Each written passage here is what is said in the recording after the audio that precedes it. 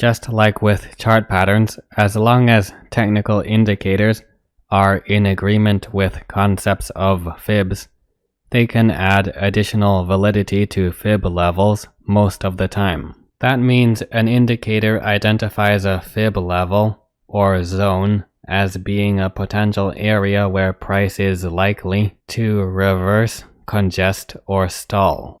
This chart has the 20 and 200-day moving averages indicate the approximate levels of some reversals that also occurred on the fib levels.